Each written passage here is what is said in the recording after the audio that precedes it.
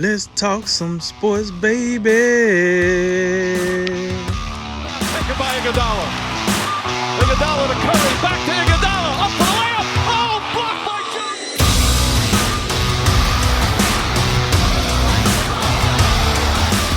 And remember, make tomorrow better than today and make today better than yesterday. And you know what we gonna do. We gonna holler at you until next time, baby. Welcome to A Drink of Wisdom with Jay Wise and Nathan Drinkard. I'm your host, Cody Ward. Thanks for spending some of your time with us tonight. As a reminder to all our listeners, besides being on all your favorite podcast platforms, A Drink of Wisdom is also on YouTube with each show segment available. Head on over, and if you like what you hear, we'd appreciate your subscription. What's going on, guys? Good to be back. How's it going? Yeah, I know everybody might feel a little bit, down, sad because the last dance is over, but hey, never fear because we are here. It's the drink, it's the beer, and it's the wisdom. Let's do it. Yeah, you heard the man. Let's talk some sports, baby. Let's roll, baby. I missed that. In episode 72, we're going to tell you which NBA dynasty deserves their next documentary, what's up with the Rooney Rule in the NFL, and which quarterback is under the most pressure in 2020. Got the answers to those questions and more coming right up. But first, ESPN's 10-part documentary of Michael Jordan and the Chicago Bulls did come to a conclusion on Sunday. Episodes 9 and 10 cover the infamous flu game, the backstory of Steve Kerr, and the defeat of the Utah Jazz, both in 97 and 98, to complete their second three-peat in 7 years. The docuseries set records for the most viewed documentary ever on TV, and it's really easy to see why. So, Drake, what were your takeaways from the last two episodes, and did the series change your opinion on MJ and the Bulls at all? Well, let me answer the second end of that question first. No, it didn't. It gave me some insight, but at the end of the day, I came into this series thinking the Bulls was one of the best dynasties in the NBA, and they still was one of the best dynasties in the NBA. I came here thinking Jordan was the GOAT, and he still was considered the GOAT. So at the end of the day, all the documentary did was it told me some things I didn't know about the team that it did do, but it didn't change my mind. If anything, it helped myself. It helped my wife. My wife is part of a younger generation, and she got to see some things that she might not know about it that she was impressed with. So I thought the documentary did well as far as highlighting Michael Jordan and the Bulls. Now to my takeaways, the first one is the food poison game. Listen, for the longest I was under the impression that it was the flu, and then Michael Jordan hit me with the two-piece, and he didn't hesitate with it. You heard him. He said, "Yeah, it wasn't no flu. Hey, I'm gonna tell you what happened. Sit back, have a drink." So and he goes on, and he was hungry. They went around Utah. They before Game 5 of the 1997 series, and they go around and they ask, try to get him something to eat. Is one place open? It seems as if his trainer was trying to say they did this on purpose. He didn't say that, but he said he found it very odd that it was nowhere open but just one pizza place. And then once they call in the order, 5 guys show up with one pizza. Well, what was y'all holding? His belt? Like, 5 guys, what are we delivering? Are we doing the condominium separate? Do we got a slice per person? Like, what are we doing here? So 5 guys showing up. They over here paparazzi special, TMZ special. They trying to get a peek in. Hey, we know Michael Jordan in there. Hey, open this door. All this extra stuff. And his trainer set the pizza down, and he said, "Listen, I don't feel good about this. There's something about this that's not right." He probably didn't think that some fans, because I don't think the Utah Jazz organization had anything to do with it, but some fans would take it that far to try to poison someone. But at the end of the day, they wasn't 100% sure that this pizza was going to Michael Jordan. It could have went to Steve Kerr. Like, who knows who this pizza was going to? So I think you can reach and make your assumptions. Either way, he did get food poisoning. He woke up 3 a.m, throwing up left and right, weak. They had to hook him up to IVs every chance they got. They wasn't sure he was going to play. But listen, it was games like this while Michael Jordan was Michael Jordan. He said, "I don't give a rip how sick I am. Hook your boy up to an IV. I'm going to be on the court. You could miss me with the bull crap. I don't care if people got to carry me up and down the court. I'm going to play." And that's what he did. He dropped 38. And I thought what was very interesting about this was the interview where they showed they was talking to Sloan, Jared Sloan, after the game. And it was like, hey, did you know Michael was sick? He was sick? No, he was sick. He looked sick to you? Did he look sick to you? I didn't notice he was sick. You know, I got a kick out of that because I would have responded the same exact way. Like, he was sick? Is that what you call sick? Well, that dude better on his sick days than I am when I'm 100% healthy. Like, it is what it is. So I got a kick out of that. I'm pretty sure Michael never ate another piece of food out of Utah again. That very next year, he probably had everything flown in on the team plane. He didn't trust it. I don't blame him. So I think it's very interesting because we thought that it was the flu game, but I really don't care what game you call it. The fact was he was sick and he dropped 38, and it is what it is. That dude is a bad – I mean, think about how good you got to be. He was the best player in the world while he had food poisoning. Man, some people just got it, and some people just don't. Then part two, the Rodman runaway part two. Mr. I got to take a break whenever I got to take it. This dude here, I'm telling you right now, he got a 30 for 30 out, but it was no his 30 for 30 is nowhere as good as the crap he pulled in this Bulls 30 for 30. Let me tell you that right now. This dude is old 30 for 30 for some of the crap. I'm talking, how do you play a game in the finals and then decide, I ain't going to go to practice? And then don't tell anyone. Don't tell Phil, don't tell and then the next time they see you, hey, where Dennis at? Oh, he didn't show up, boss. Oh, God dog it, let me get him on the phone. WCW Nitro. You got Hulk Hogan come out there, you know what I mean, doing his thing. And he points over. It's Dennis Rodman. Could you imagine you're at home getting ready for the NBA Finals and you look and you see your teammate coming out on WCW Nitro? You're like, this guy. What? But listen, Rodman, he said what he said. The reason it worked is because Phil knew that I was a special type of guy. He understood me. He knew I needed mental breaks. He knew I needed to do whatever I had to do off the court to help me perform 100% on the court. Phil knew this. This is why when I say coaching matters, this is what we mean by coaching matters. Little stuff like this that we don't pay attention to. Not every coach would have been able to handle that. But Phil knew who Dennis Rodman was. He knew why he had Dennis Rodman there. And listen, at the end of the day, as wild as that was, he only missed one practice. It wasn't like he was absent for a game. He missed the one practice. He came back. Phil handled it how he handled it. And he went on to play a very good rest of the series. But listen, that Dennis Rodman was off the chain. That dude there, boy, he was something else. He was how you just, oh no, you in the NBA Finals, man. And then you showed up on WCW Nitro having beers with Hulk Hogan. Outrageous. And then my third takeaway is always the what if. What if? What if Michael Jordan said, if the management had not came out before the season and said it's pretty much over, if Phil go 82-0, it ain't happening. We're not re-signing Scott. All this stuff they said, right? What if they had not said that and he was able to sell these guys on one more year? What if? They could have won 7. 7 is always better than 6 at the end of the day. What if we could have made that happen? And like we was talking about before the show, you know, what if? The big what if, I love the fact that we got the what if.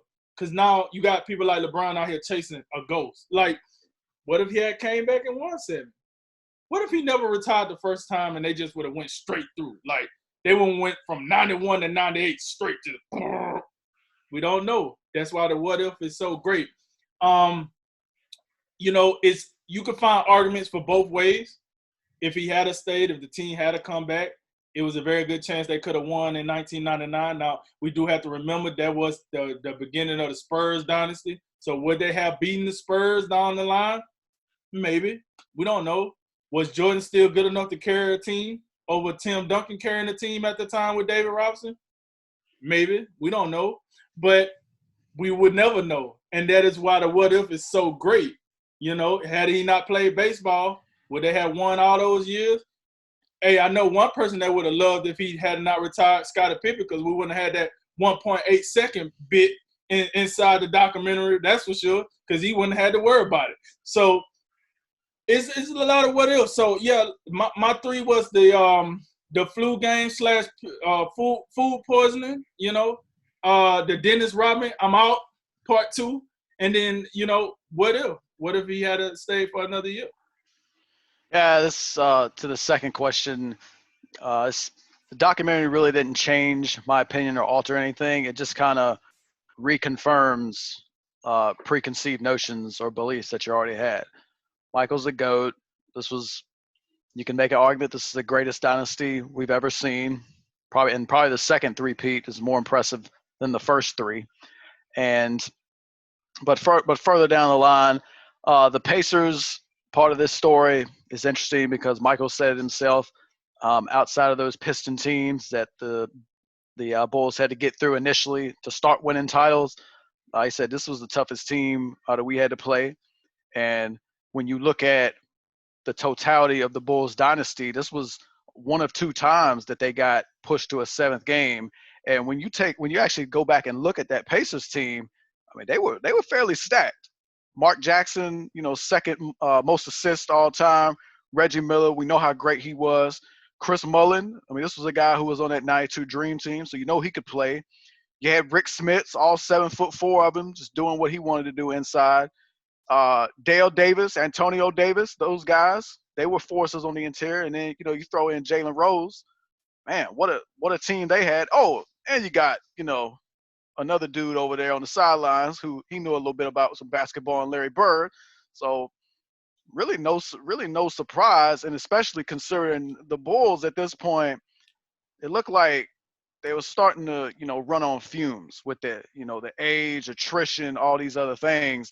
And they got tested big time in that series. The Reggie Miller, the game-winning shot he had, Larry Bird on the sidelines with a stone face, like, well, yeah, we still got, half a second or so plenty of time for Michael to ruin this for us. Almost happened, a double clutch from the left wing, almost banked it in. Pacer fans, holding their breath until the very last possible moment, just to make sure, okay, now we got it. But, in the end, I'd still be with a stone face after that game because we still got to beat them, 2 or 3 more times? Probably not going to happen. It didn't happen. But the Jazz series, obviously we know Michael looked for every little bit of slight from the media, from other players to motivate him. And when Karl Malone won that MVP, thank you, NBA voters and writers and everything. Well, the Bulls got another title right off there because Michael won't go let that slide, and he didn't. And the flu game, I thought it was a fascinating story. I did not know that it was food poisoning, so that was interesting, and it did seem a little sketchy. The details they was going through, and I believe Jordan's trainer he said in the documentary, yeah, I had a bad feeling about this one, man, and for good reason. But when you look at that game 5, it got off. Michael got off to a slow start. He didn't look like himself, and then there was a timeout that occurred at one point, and then just flipped the switch, and next thing you know, he's himself. And yeah, Jerry Sloan had 2 moments in this documentary. I thought they were both hilarious. 2 post-game pressers, and it's like, yeah, I guess I'm the only dude in the building that didn't know he was sick. And I don't even know what y'all talking about. He just, 38? Yeah. I don't know. I guess we're lucky he wasn't healthy because it would have been about 58 or something. But and then the 96-54 beatdown, I think it was game 3, 54 points. I just can't imagine because the Jazz, I mean, they had their own duo that was pretty excellent. I got a little more respect for John Stockton. I automatically think of John Stockton as just all-time NBA leader in assists, great passer. There was plenty of highlights out there of him scoring the ball, hitting a big 3 in one of those games. Speaking of threes, I thought the Steve Kerr story was interesting, and it makes a lot of sense. And I'm glad they covered it. That when he got to the Bulls, kind of his mentor became John Paxson because they was both similar type players, 3-point spot up shooters. And Steve Kerr in those last 3 titles, he became the John Paxson and became a guy Michael could rely on, hit a game-winning shot, and then going back to the ringmaster of it all, and it ties into what you was talking about with Dennis Rodman. I don't think there's another coach that would have been able to handle some of the nonsense with Dennis Rodman. Phil Jackson, the perfect dude to be in that situation, and it depends on how you look at it. It's part of coaching or it goes beyond coaching, because the first thing we think of with coaching is X's and O's, offense, defense, substitution patterns, all this type of stuff. But the ability to manage different personalities, and nothing more different and eccentric that we've seen than Dennis Rodman, and the way he handled that, reporters just was this absence excused? No, it wasn't excused. Where is he? I don't know. He ain't here. Just, I don't know what you want from me. He gone. We'll figure it out. He'll be back. And sure enough, came back, needed to do his thing. Nothing like I've ever seen before with some of the stuff that he had going on. And then Scottie Pippen, I think in some cases, Scottie looked at different parts of this documentary. It really portrayed him in a bad light. I think some of it that makes it even is that last game, that game 6, when his back was no good, and you could just see it. Everything he went to do, he was laboring. And if you had a back injury, even the least little thing in your back is debilitating. And you could see it with how he was moving up and down the court. But he gutted it out, and I give him a lot of credit for that. And he made a difference out there. Yeah, even at that Michael condition. said it too. Yep. And then last point, which go back to Phil. Phil let him know, based on the conditions that the executives set and the statements they made at the beginning of the season. Hey guys, this is it. This is the last dance. And then they win, and there's a cloud over, like, well, we won. We know what was said, but what about doing it again? And Phil said, well, guys, write some stuff out, bring it in, and then, we'll set it on fire, and that'll be it. And, even out there at the championship event in the park, somewhat telling the fans, like, yep, this is it.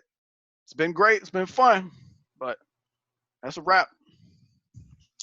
Yeah, this documentary was awesome, man. I really enjoyed watching this because, like you were kind of saying, drink the younger generation. I mean, late 20s, but I didn't really get to see MJ. So like I said in the beginning of this, I was really looking forward to the deeper look. And I've always leaned a little bit more towards LeBron because that's who I'd seen play.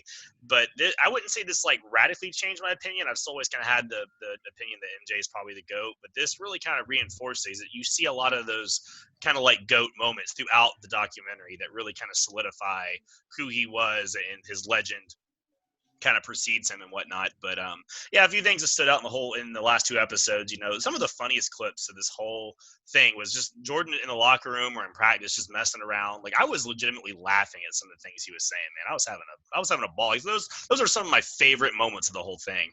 The flu game I thought was really interesting. The food poisoning angle, I didn't expect that. I always thought it was just the flu. I never thought there was anything more to it. But like you said, Jay, Pippen, that was impressive. And I laughed a lot when he was like, "Yeah, I was a decoy the whole game." I mean, there was nothing much to it. And like you said, if you had a back injury, man, just the fact he was moving up and down the floor with those guys was impressive. You can't hardly do anything. So yeah, I feel like he in this whole documentary kind of got. I don't know. I think you're right. He just didn't get the spotlight maybe he deserved. I don't know if that was on purpose or if it was just the way it kind of looked. But I thought he could have been a little more favorably sort of shown in this one. But I thought it was interesting. They were talking about MJ's minutes in that last series. They were like, "Oh yeah, Jordan's played all but 2 minutes of the series," and I had to help but think. I was like, doesn't LeBron do that every playoff series? Like, isn't that just something we see nowadays? Some of these stars just play in the playoffs the whole time. I don't know if that was something Jordan started, but it just seemed like it would seem novel at the time. And nowadays it's just kind of expected. Oh, you're the star. Yeah, you're playing 44, 46 minutes. Deal with it, But I would, and to that point, I would just say that, but back then, and it seemed like that was how they approached. And I'm not saying to like 45, 46 minutes, but they went full out in the regular season, night in, night out. Like Michael, even in that last season, the last championship was upwards, to 38 minutes a game, and he played every night. Whereas now you see some stars, it's more of a, that you coast through the regular season, Right. so you have the energy saved up for the playoffs. Yeah, that could be it. I also thought Reggie Miller's comments, you were talking about that squad and how good Indiana was. But I thought that his comments at the end of like that, their part was interesting, where he said, he thought they were the better team, that Indiana was the better team rather, but that Jordan's Bulls had that championship DNA, and that's just something we see nowadays. There's just certain teams that have it, and I don't know if I would agree that Indiana was the better team. It was probably very close, but yeah, you look at that series, there was the Bulls and being there before that pushed them, over the edge in that series. But overall, this documentary really lived up to the hype. And I feel like I have a better understanding of the team and who they were. And it kind of cut through a lot of the narratives and half-truths and just cherry-pick things you hear without a lot of context. But I want to follow up real quick. I don't have a ton of time. But, if you were in their shoes, the drink kind of alluded to this, would you have been happy with going out on top? We'll start with you, Jay. Would you have been happy on going out on top, winning essentially, 6 for 6 when you were fully healthy with your squad? Or would you have rather just, came back and played till you lost? Yeah, I go back to what I believe it was Tim Floyd. He was the kind of the guy Jerry Krause had lined up to replace Phil Jackson after this season went down, and even Tim Floyd said, "Jerry, don't get in the way of this. Let it die a natural death," is what he said, and that's kind of where I'm at. I feel like as a player, being put myself in the shoes of some of the guys on those teams, at the top of their game and just dominating the sport the way they were, I would have liked to continue as long as they could have winning. And then, let's just say they come back one more year and they lose. Okay, well, we went as far as we can go. Now it's over. But to leave it kind of just out there, like what if, like, because I hate the what ifs, like thinking about, and not only in sports but all parts of my life. Like, what if I could have done more here? What if I did I have a little bit more effort and energy that I could have done this better? And that's why, and you can tell, like, but one of the great things about Michael is he lived in the moment.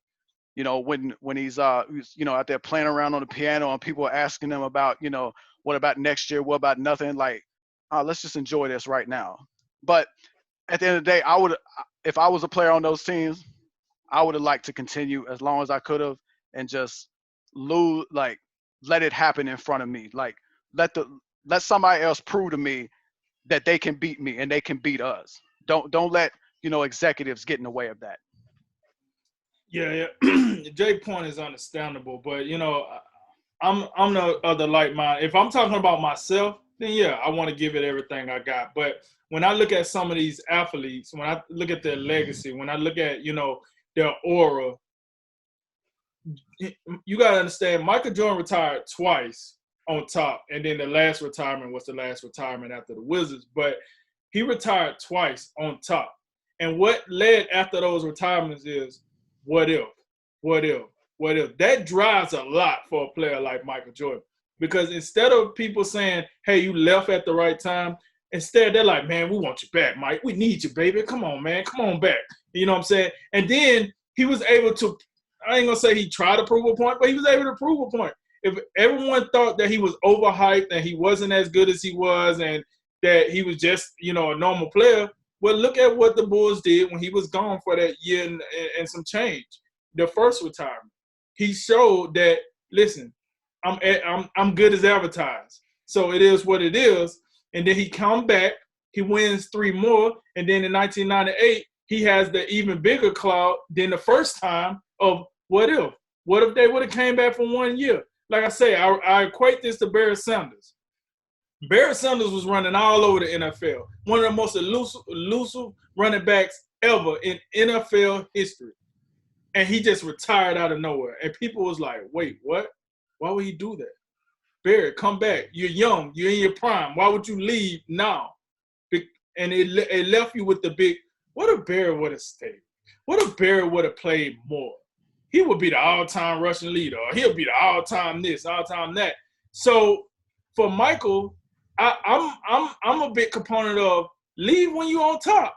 Why wait, embarrass yourself, go out the wrong way, and then you give them something else to talk about. If Jordan didn't come back in those Washington Wizard days, you would have very little negative things to say about him. But he did come back because the what if got to him. And I got something else left in the tank. Let me come back. And then those Wizard days was totally opposite of those Bulls days. And now he has to live with that on his resume that he did that. Had he stayed away, he would just been this mythic god in the game of basketball that we know him as. But he came back. So I don't have a problem with you leaving at the tip top and leaving us as fans, as media to say, what if?